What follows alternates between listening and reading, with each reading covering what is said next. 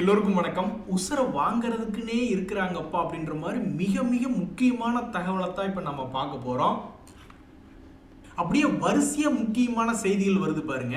அமெரிக்க court வந்து first இருந்தே இந்த தகவல் இருக்குது, ஹியரிங் இருக்குது. அவங்க முடிவாக சொல்கிறாங்க, நீங்கள் உங்களுடைய அதிகாரத்தை உபயோகப்படுத்தி பல நாடுகள் மேலே டேரிஃப் கட்டணம் போட்டது தப்பு, இனி அது செல்லாது அப்படின்னு அமெரிக்காவினுடைய சுப்ரீம் கோர்ட்டே ஆர்டர் போட்டுட்டாங்க. இதனால என்ன ஆகுதுன்னா, கிட்டத்தட்ட 150 பில்லியன் அமெரிக்க டாலர் வந்து அமெரிக்க நாட்டு மக்களுக்கு டைரக்டா போகாது, பட் அமெரிக்க நாட்டில் கம்பெனிகளுக்கு போகும். ஏன்னா நம்ம நாட்டிலேருந்து சரக்கை இறக்குமதி பண்ணக்கூடிய கம்பெனிகள் தான் அந்த அதிகமான கட்டணத்தை வசூலிக்குது. அப்புறம் அவங்கள யாரெல்லாம் நுகர்வோரோ அவங்க கிட்ட வாங்குறாங்க. ஸோ மிகப்பெரிய கொஸ்டின், இந்த 150 பில்லியன் அமெரிக்க டாலர் வாங்கியிருக்காருங்க இந்த ஒரு வருஷத்துல. இது எவ்வளவு பெரிய பணம் தெரியுமாங்க? ஆனால் இந்த மனுஷன் வாங்கினது எல்லாமே அமெரிக்க மக்கள்கிட்ட இருந்தான். ஸோ அது வந்து பெரிய பிரச்சனையாக இருக்குது. நீங்கள் அந்த வகையில் அதிகாரத்தை நீங்கள் துஷ்பிரயோகம் பண்ணிட்டீங்க, நீங்கள் வேறு ஏதாவது வழியில் பண்ணிக்கிங்க அப்படின்ற மாதிரி அந்த வேலை முடிஞ்சுது. இதை கேட்ட மறு கணமே ட்ரம்ப் அவர்கள் என்ன பண்ணியிருக்காருன்னா, இவர் தான் பொறுக்கிறது இல்லையே, உடனே இம்மிடியட்டாக 10% வரி எல்லா நாடுகளுக்குமே பொருந்தும் அப்படின்ற மாதிரி சொல்லிட்டார். அதுதான் நம்ம செல்வதுரை நண்பர் அவர்கள் சொல்கிறார். என்னென்னா, இப்போதைக்கு பார்க்கும்பொழுது கிஃப்ட் நிஃப்டி என்னமோ 25,900 காமிச்சுக்கிட்டு இருக்கு. So Monday blast blast blast அப்படின்ற மாதிரி ஒரு உத்வேகத்தில் போட்டிருக்காரு. ஸோ மண்டே எப்படி இருக்குன்னு தெரியல. என்ன சனி ஞாயிறில் ட்ரம்ப் அவர்கள் என்ன வேணாலும் விஷயத்தை போடலாம். ஆனால் நம்மளுக்கு இமாலய கன்ஃபியூஷன். ஒரு பக்கம் என்னன்னா, இந்தியா கூட போட்ட அந்த ஒப்பந்தம் 18% டேரிஃப் போயிட்டு 10% தான் டேரிஃப் இருக்கு. இந்த 10% எல்லா நாடுகளுக்கும் ஒரே மதிப்பிலான டேக்ஸ் போட்டது டெம்பரவரியாக 150 நாள் தான் செல்லும். அதுக்கப்புறம் ஆர்டர் வரும்பொழுது மாறுன்னு ஒரு பக்கம் எழுதுறாங்க. இன்னொரு பக்கம் ட்ரம்ப் அவர் என்ன சொல்றாரு, எதை எடுத்தாலும் இந்தியாவே தான், அவன் ரொம்ப நல்லவையா அப்படின்ற மாதிரி இருக்கிற மூத்திர சந்திலாம் அடி வாங்கிக்கிட்டு வடிவேல் அவர்கள் சொல்லுவார் இல்லையா, அவன் என்ன ரொம்ப நல்லவன் சொல்லிட்டு அதனாலதான் நான் அவனை விட்டுட்டு வந்தேன் அப்படின்ற மாதிரி எதை எடுத்தாலும் இந்தியாவே எழுக்கிறாப்ல. இங்க பாருங்க, நான் டேரிஃப் போட்டதுனாலதான் நம்ம இந்தியா வந்து எந்த அமெரிக்கா 0% டேரிஃப், நம்ம எதுவுமே டேரிஃப் கட்ட தேவையில்லை. ஆனா இந்தியா வந்து நம்மளுக்கு 18% டேரிஃப் கட்டணும். நான் டேரிஃப் வச்சுதான் இந்தியாவுக்கும் பாகிஸ்தானில் இருக்கக்கூடிய வாரையே நான் நிறுத்தினேன். மனுஷன் எதை எடுத்தாலும் இந்தியாவையே இழுக்கிறாப்புல. எக்ஸாம்பிளுக்கு வேற நாடே உனக்கு கிடைக்கலையாப்பா. ஸோ சுப்ரீம் கோர்ட்டு டேக்ஸ் அறிவிச்சது செல்லுபடி ஆகாது அப்படின்ட்டுச்சு. உடனே ட்ரம்ப் அவர்கள் வேற வழியை கண்டுபிடிச்சு, அப்போ ஒவ்வொரு நாட்டின் மேலேயும் 10% போடு. இந்த தடவை வந்து ஒருத்தனுக்கு 50 இன்னொருத்தருக்கு 10 போட்டா மாட்டிக்கிடுவோம். ஏன்னா இதுல நீ ஏன் அப்படி மாத்தி மாத்தி டேரிஃப் போடுறன்ற பிரச்சனை வருது. அப்ப எல்லா பயலுக்கும் 10% போடு அப்படின்றாங்க. ஆனா இந்தியா கூட போட்ட ஒப்பந்தம் அப்படியே தான் இருக்கு அப்படின்னு ட்ரம்ப் அவர்கள் சொல்றாரு. அப்ப 18 + 10 போட போறியா, அல்லது 18% போட்டது போக மீதி இருக்கிற பொருட்களுக்கு 10% டேரிஃப் போட போறியா? இந்தியாவுக்கு மட்டும் மிகப்பெரிய கன்ஃபியூஷனா இருக்கு. அதனால நண்பர்களே, இது 10 11 அப்படின்ற செய்தி இல்லை. கடந்த ஒரு வருஷமாகவே நம்மளுடைய மார்க்கெட் வந்து நல்ல நியூஸ் வந்ததுன்னா ஒரு 1000 பாயிண்ட் ஏறுறதும், அந்த நியூஸ் முடியறதுக்குள்ளேயே அப்புறம் ஒரு 1000 பாயிண்ட் இறங்குறதும், இப்படியே ஒரு 10-15 தடவை பண்ணிட்டான். ஆனா இன்னைக்கு வந்திருக்கக்கூடிய செய்தி அந்த மாதிரி சாதாரணமான செய்தி இல்லை. இதனால நம்மளுடைய மார்க்கெட் பெருசா அந்த நியூ ஹை 26,500, 27,000, 28,000 அந்த மாதிரி நியூ ஹை போறதுக்காக இந்த செய்தி வந்திருக்கா, அல்லது கீழே பெருசா இறங்கி நம்மளுக்கு சம்பாரிச்சு கொடுக்கறதுக்காக இன்னொரு முறை? ஏங்க, நல்ல பங்கு இறங்குறது எதுக்கு? மறுபடி ஏறி சம்பாரிச்சு கொடுக்கறதுக்கு தான். எவ்வளவு தூரம் இறங்குன்றதுதான் யாருக்கும் தெரியாது. ஸோ அடுத்த 2 வாரத்துக்கு நம்மளுக்கு கொண்டாட்டம். நண்பர்களே, இந்த அப்பல்லோ டயர் அப்படின்ற பங்குல ஒரு முக்கியமான செய்தி ஒன்று வாசிக்க வேண்டியது இருக்கு. அதனால இந்த பங்கை பற்றி மறுபடியும் ஒரு தகவல். அதாவது ஒரு பங்கு கீழே விழுகும் பொழுது 52 வீக் லோ என்பது ஒரு சைக்காலஜிக்கல் சப்போர்ட் அப்படின்றது இருக்கு. அதுக்கு கீழே போச்சுன்னா அவன் தன்னுடைய பயணத்தை எங்கேயோ தேட போறான், அவ்வளவுதான், நம்மளை கொண்டு போய் நடுத்தருவில் நிறுத்துற வரைக்கும் அவன் சப்போர்ட்டை கண்டுபிடிக்கிறதுக்காக எங்கேயோ போறான் அப்படின்ற மாதிரியான ஒரு அர்த்தம். ஸோ அந்த 52 வீக் லோ உடைக்கிறதுக்கு முன்னாடி இடையில எங்காவது திரும்புவானா அப்படின்னு பல ட்ரேடர்கள் வந்து யோசிச்சு பார்த்துக்கிட்டே இருப்பாங்க.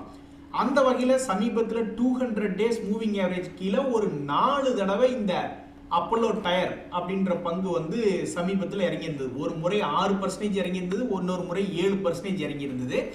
அதுக்கு முன்னாடி பார்த்தீங்கன்னா ஷேர் மார்க்கெட் சரியில்லாத சமயத்தில் 21% என்பது 2 முறை இறங்கி இருந்தது 200 டேஸ் மூவிங் ஆவரேஜ்ல இருந்து.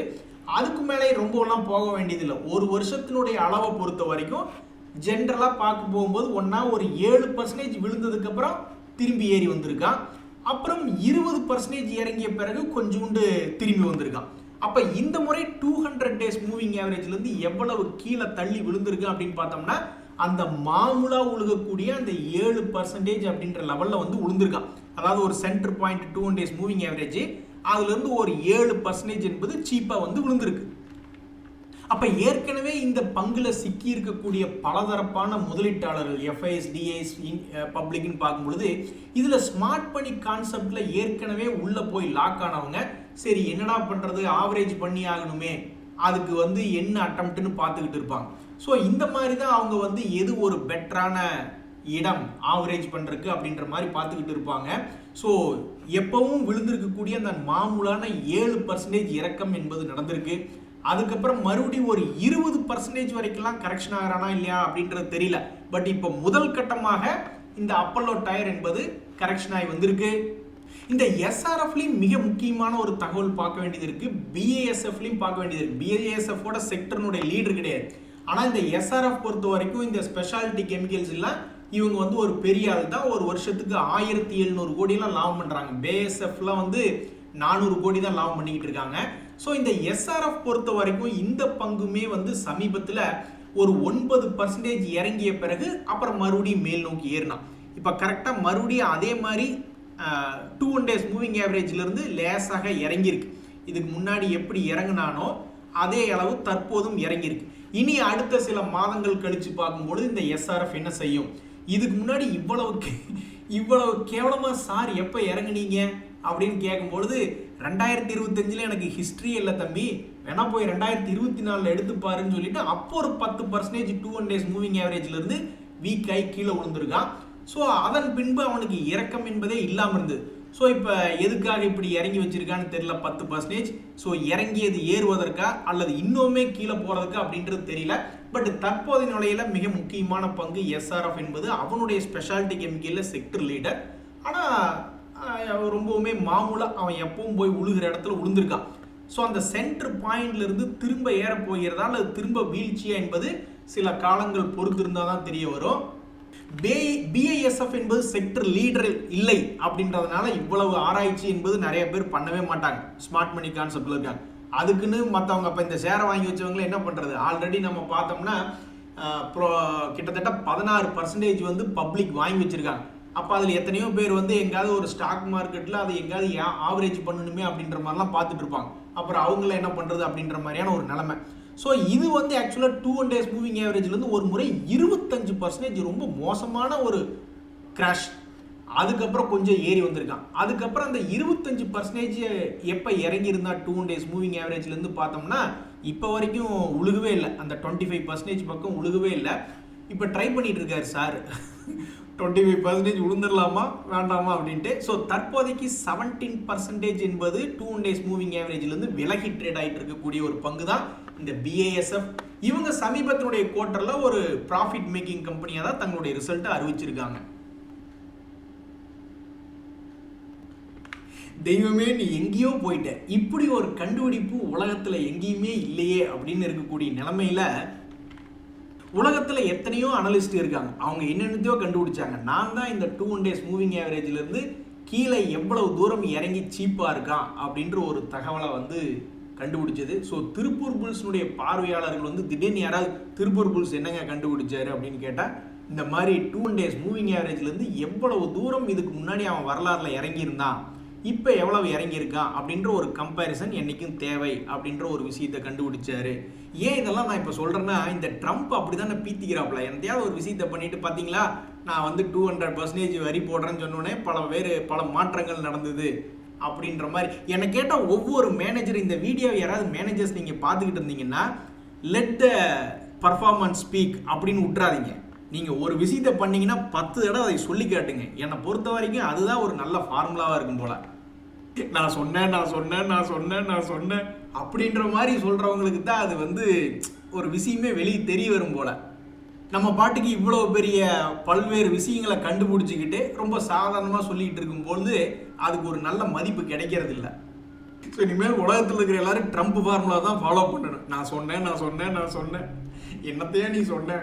சரி நண்பர்களே, இந்த அயனாக்ஸ் விண்ட் அப்படின்ற ஒரு பங்கு, இந்த பங்கை பற்றி ஒரு நண்பர் பதிவு போட்டிருந்தார்ல, இது என்னங்க பங்கு இப்படி இறங்கிக்கிட்டே இருக்கு அப்படின்ட்டு. ஸோ அப்படி இறங்கிக்கிட்டு இருக்கிற பொழுது ஒருத்தர் என்ன பண்ணணும், போய் முதல்ல அது ஒரு செக்டர் லீடரா அப்படின்றத எடுத்து பார்க்கணும். ஸோ இவங்க இருக்கிற ரொம்பவுமே காம்படிஷனான செக்டராக இருக்குது. Wind turbine generators, wind energy அப்படின்னு நிறைய இருக்கக்கூடிய நேரத்தில் அப்போ செக்டர் லீடர்லேயே எனக்கு அங்கே வேலை இல்லை அப்படின்ற மாதிரி பல பேர் எடுத்துக்குவாங்க. ஸோ இந்த பங்கினுடைய ப்ரைஸ் மூவ்மெண்ட் என்பது ஒரு வருஷத்தினுடைய உச்சத்திலிருந்து இவ்வளவு தூரம் இறங்கியிருக்கு. ஆனாலும் இந்த பங்கினுடைய லாபம் என்பது தொடர்ந்து சரிவடையவே இல்லை. கடந்த 3 குவார்ட்டர்களாக அவன் ஃபைனான்சியல் பர்ஃபார்மன்ஸ், ஃபைனான்சியல் ரிப்போர்ட்ஸ் என்பது பாசிட்டிவ் ரிசல்ட்டாக நியூஸ்ல வந்திருக்கு. ஆனால் ஸ்டாக் மார்க்கெட்டினுடைய நியூஸ்ல என்னன்னா அதனுடைய பிரைஸ் தொடர்ந்து வீழ்ச்சியா இருக்கு. இந்த ரெண்டுக்கும் ஆப்போசிட்டா இருக்கு. ஸோ இந்த பங்குல யாராவது பெரிய ஆளுக்கு பணம் போட்டு வச்சிருக்காங்களா அப்படின்னா எஃப்ஐஸ் 14%, டிஐஸ் 10% பணத்தை போட்டிருக்காங்க. அவங்களுக்குள்ள பெருசா மாற்றம் பண்ணல. இந்த ஷேர் இறங்குறத பார்த்து அந்த ஆளுக்கு இன்னும் யாருமே பெருசா பயப்படல. எல்லாம் கம்முனுக்கு வந்திருப்பாங்க போல. சரி பணத்தை போட்டுட்டோம். பணத்தை போடுறது மட்டும் இல்லை, 2023 கொஞ்சம் கொஞ்சமா எஃப்ஐஸ் அவங்களுடைய முதலீடை வேற இன்க்ரீஸ் பண்ணி வச்சிருக்காங்க. டிஐஸ் அவங்களுடைய முதலீடை அவங்க பெருசா இன்க்ரீஸ் பண்ணல. முதல்ல போட்ட ஹோல்டிங் பர்சன்டேஜ் அப்படியே தான் இருக்கு. ஸோ எல்லாரும் பார்த்துக்கிட்டு இருக்காங்க இந்த ஐநாக்ஸ் விண்ட் என்னதான் ஆக போகுது அப்படின்ட்டு. இந்த பங்குல ஒரு விஷயம் என்ன நடந்திருக்குன்னா, இதுக்கு முன்னாடி ஒரு முறை 26% கீழே விழுந்துட்டான். 200 days மூவிங் ஆவரேஜ்ல இருந்து விலகி 26% விழுந்த பிறகு அப்புறம் ஒரு சிறிய ஏற்றம் என்பது 2025 இருந்திருக்கு. 2025 ஒரு நல்ல ஒரு லாபம் என்பது சம்பாரிச்சு கொடுத்த பிறகு மறுபடியும் ஒரு லோ ரேஞ்சில் விழுந்திருக்கான். உடனே ஸ்மார்ட் மணி கான்செப்ட்காரங்க என்ன நினைச்சிருப்பாங்க, சரி ஒரு ரவுண்டு போயிட்டு வந்துட்டான், இந்த இடத்துல என்ட்ரானா இன்னொரு ரவுண்டு கொடுப்பான் அப்படின்ற மாதிரி நினைச்சிட்டு பல பேர் என்ட்ரா இருந்திருப்பாங்க. அவங்களுக்கு மேலே வரல. அவங்களுடைய துரதிர்ஷ்டம் அப்படியே ஆப்போசிட்ல போய்கிட்டு இருக்கு. ஸோ இந்த சமயத்தில் இது 200 days மூவிங் ஆவரேஜ்ல இருந்து எவ்வளவு தூரம் விலகி தற்போது ட்ரேட் ஆகிட்டு இருக்குன்னா கிட்டத்தட்ட 30%. இதுக்கு முன்னாடி இறங்கி ஏறிட்டான், 25% இறங்கி ஏறிட்டான். ஆனால் இந்த முறை 30% இறங்கி விட்டது. இன்னும் அதனுடைய வீழ்ச்சி நிற்கிற மாதிரி தெரியல. ஆண்டவா. ஸோ இது போன்ற பங்குகள்லாம் இன்னொரு 4-5 மாதம் கழிச்சு எடுத்து பார்க்கும்பொழுது தான் இந்த பங்கு சென்டர் பாயிண்ட்ல இருந்து மேலே ஏறிச்சா கீழே இறங்கியிருக்கு அப்படின்றது தெரிய வரும். தற்போது வரைக்கும் இந்த பங்கு லாபம் செஞ்சு கொண்டு இருக்கக்கூடிய பங்கா இருக்கு. ஆனால் ஷேர் மார்க்கெட்ல அந்த பங்கினுடைய விலை அப்படியே ஆப்போசிட்ல போய் கீழே இறங்கிட்டு இருக்கு. என்ன பிரச்சனைனே கண்டுபிடிக்க முடியல. அதனால பெரிய பெரிய முதலீட்டாளர்லாம் பணத்தை போட்டவங்க அவங்களுடைய ஷேர் ஹோல்டிங் பேட்டர்ன் மாறவே இல்லை பெருசா. அப்படியே பார்த்துக்கிட்டு இருக்காங்க பாவம். அதே மாதிரி இந்த ஒலெக்ட்ரா கிரீன் டெக் அப்படின்ற பங்கு, இந்த பங்குமே சில காலத்துக்கு முன்னாடி ஒரு 30% வரைக்கும் 2 days மூவிங் ஆவரேஜ் விட்டு இறங்கிட்டு அப்புறம் ஏறினா தற்போது எவ்வளவு பர்சன்டேஜ் இறங்கி இருக்குன்னா ஆல்மோஸ்ட் ஒரு 22% மட்டும் இறங்கி ட்ரேட் ஆகிட்டு இருக்கு. இதுக்கு முன்னாடி ஸோ இப்படி இருக்கக்கூடிய இந்த ஒலெக்ட்ரா அப்படின்றது இது ஒரு செக்டர் லீடரா இவி பஸ் தயாரிக்கிறதுல. அதாவது இது பெருசா போய் நம்ம மற்ற கம்பெனிகளோட கம்பேர் பண்ணி பார்க்க முடியாது. ஏன்னா இவங்களுடைய செக்டர் என்பது ரொம்பவுமே ஒரு சின்ன செக்டரா இருக்கு. அதுல இவங்களுடைய லாபம் என்பது 143 கோடியா தான் இருக்கு. வளர்ச்சியெல்லாம் இருக்கு. 10 வருஷம் முன்னாடி 2 கோடி 5 கோடி தான் சம்பாரிச்சுட்டு இருந்தவங்க இப்ப 143 கோடி சம்பாரிச்சிருக்கிறதா ரிசல்ட் வந்திருக்கு. கடந்த 2 குவார்ட்டர்களாக அவங்களுடைய லாபம் என்பது பெருசா குரோத் ஆகல. ஒரே லெவல்ல தான் அவங்களுடைய ஃபைனான்சியல் ரிப்போர்ட்ஸ் என்பது வந்திருக்கு. ஸோ பல ஸ்மார்ட் மணி கான்செப்ட் ட்ரேடர்ஸ்லாம் எங்களை எப்படியாவது காப்பாற்றி விடுங்க, கரெக்டாக போன வருஷனுடைய லோவில் விழுந்திருக்கீங்க, ஏதாவது எப்படி ஒரு ரவுண்டு போனீங்களோ அதே மாதிரி இன்னும் ஒரே ஒரு ரவுண்டு போங்களேன் ப்ளீஸ் அப்படின்ற மாதிரி பல ஸ்மார்ட் மணி கான்செப்ட் ட்ரேடர்ஸ் எல்லாம் பார்த்துக்கிட்டு இருக்காங்க. இதுல என்ன பிரச்சனைனா இந்த பங்கை பொறுத்த வரைக்கும் பப்ளிக் கிட்ட தான் இந்த பங்கு அதிகமா இருக்கு. எஃப்ஐஎஸ் ஒரு 7% வச்சிருக்காங்க. மற்றபடி டிஐஸ் பெருசா இதுல பணம் போடல.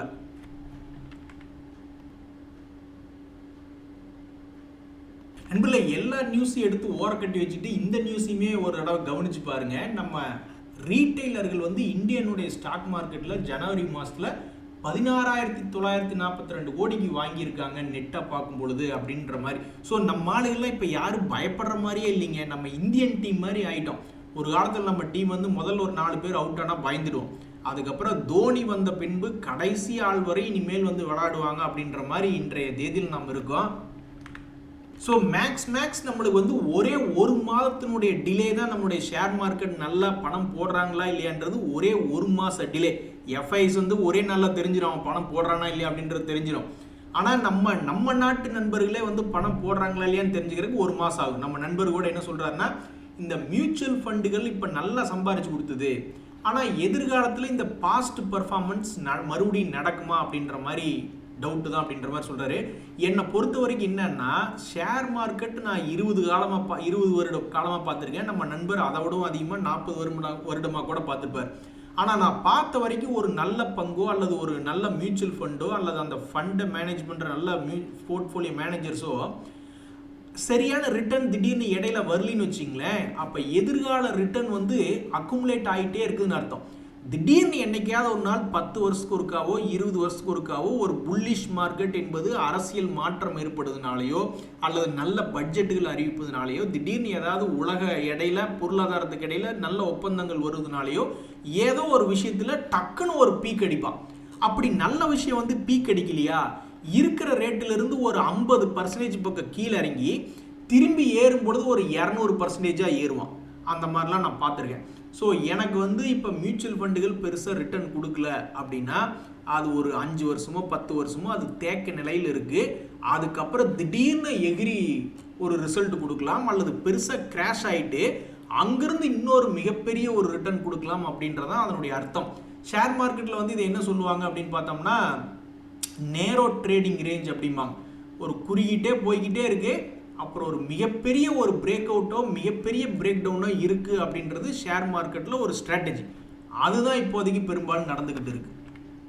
ஸோ நம்மளால இப்போ ரொம்ப டிசிப்ளினாக இருக்காங்க. ஷேர் மார்க்கெட்டில் லாபம் வருதோ இல்லையோ அவங்க அக்குமுலேஷன் பண்ணிக்கிட்டே இருக்காங்க. ஸோ இந்த ட்ரேடிங் நேரோ ரேஞ்சு வந்து என்னைக்காவது ஒரு நாள், இப்போ இல்லைனாலும் 4-5 வருஷம் கழிச்சா திடீர்னு நண்பர்களே, நீங்கள் ஷேர் மார்க்கெட்டை பார்க்குறீங்க தானே, எவனாலும் ஒரு பங்கு இண்டிவிஜுவலாக இருக்கக்கூடிய பங்கு திடீர்னு ஒரே வருஷத்துக்குள்ள ஒரே ஒரு ரவுண்டு போயிட்டு வந்தா கூட 30-40% கணக்காகுது. இப்போ இந்த இப்கா லேபார்டரிஸ் அப்படின்ற பங்கு உங்களுக்கு தெரியாதுல்ல, ஃபார்மா பங்கு பெருசாக மூவ்மெண்ட்டே ஆகலை கடந்த 2 வருஷமா ட்ரம்ப் அவர்கள் வந்ததுலேருந்து. ஆனால் அப்பேற்பட்ட நிலையிலும் இந்த பங்கினுடைய லோக்கும் ஹையுக்கும் 40% இருக்கு. இவனே இப்படி இருக்கான்னா அப்போ வாலட்டிலிட்டியான பங்குகள்லாம் ஒரு வருஷத்தினுடைய லோக்கும் ஒரு வருஷத்தினுடைய ஹைக்கும் 50%லேருந்து 100%க்கு மேலே கூட போகிறதுக்கு வாய்ப்பு என்பது அதிகம். என்னால் இப்போ டக்குன்னு எக்ஸாம்பிள் சொல்ல முடியல. இப்போ பாருங்க, டாடா கன்சியூமர் ப்ராடக்ட்ஸ் அது ஒரு ஸ்லோ மூவிங் செக்டர் தான். ஆனால் 2025 லோல இருந்து பார்க்கும்பொழுது அதுவே 31%. ஏங்க எல்லாத்தையும் விடுங்க, ஐடிசிக்கு வருவோம். ஐடிசி ஒரு வாலட்டிலிட்டியான பங்கு. இது வந்து ஒரு அதிரடி புலி, பாயும் புலி, பதுங்கிய பின் எட்டி குதிக்கும் புலின்னு சொன்னால் யாருமே நம்ப மாட்டாங்க. ஐடிசிலாம் கொஞ்சம் ஸ்டாண்டர்டான பங்கு தம்பி, அது வந்து டிவிடெண்ட் ரிலேட்டடான பங்கு, பெருசாக மூவ்மெண்ட் இருக்காது அப்படின்ற மாதிரி தான் நிறைய பேர் சொல்லுவாங்க. சரி, அந்த பங்கே ஒரு வருஷத்தினுடைய லோல இருந்து ஒரு வருஷத்தினுடைய கைக்கு கணக்கு பார்த்தா 14% வருது. அதே மாதிரி ஹையில இருந்து ஒரு வருஷத்துல கீழே விழுந்த கணக்கு பார்த்தா 31% வருது இந்த பாயும் புலி. ஸோ என்னை பொறுத்த வரைக்கும் ஷேர் மார்க்கெட்டில் லாபம் என்பது குறைஞ்சிக்கிட்டு இருக்கு அல்லது ஒரே இடத்துல இருக்குன்னா, அவன் லாங் டேர்மில் பணம் போட்டவங்களுக்கு என்னைக்கு இருந்தாலும் ஒரு நாள் பணம் என்பது இருக்கு. அஃப்கோர்ஸ் ஷார்ட் டேர்மில் பணம் போட்டவங்களுக்கு தற்போது ஷேர் மார்க்கெட்டில் அதிகமான ரிட்டர்ன் இல்லை என்பது நிதர்சனமான உண்மை. அதில் எந்த விதமான மாற்று கருத்தும் இல்லை.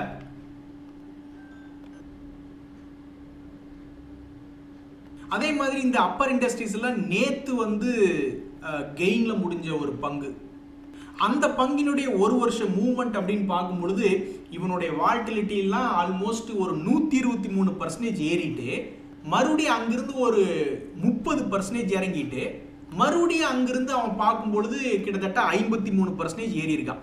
இது வந்து கடவுள்னால கூட பிடிக்க முடியாதுதான். கரெக்டாக ஒரு லோவை பிடிச்சி ஹையில் விற்று மறுபடியும் லோவில் பிடிச்சி மறுபடியும் ஹையில் விற்கிறதெல்லாம் வந்து ரொம்பவுமே கஷ்டமான ஒரு காரியம்தான். இது கடவுள்னால தான் முடியும். ஆனால் அந்த இடத்துல என்ன டிரான்சாக்ஷன்ஸ் நடக்காமையே இருந்திருக்கு. ஏதாவது ஒரு ஸ்மார்ட் மணி கான்செப்டுக்காரங்க பர்ஃபெக்டான லோவை பிடிக்க முடியலை அப்படின்னாலும் பிரேக் அவுட்ல ட்ரேட் பண்ற வேற எவனாவது ஒருத்தனாவது கண்டிப்பா அதை இது பிடிச்சி லாபம் பார்த்துருப்பான். சரி நண்பர்களே, நம்மளுக்கு அடுத்த வாரத்தில் மிகப்பெரிய ஒரு வேட்டை இருக்கு. ட்ரம்ப் அவர்களே பெரிய பெரிய செய்திகளை கடந்த இனி 2 நாளில் கொண்டு வருவார். அவரே கொண்டு வரலினாலும் ஒன்னா இந்த க்ரூட் ஆயில்லாம் திடீர்னு கிராஷ் ஆகி மேலே போகலாம் அல்லது கிராஷ் ஆகி விலை கீழே வரலாம்.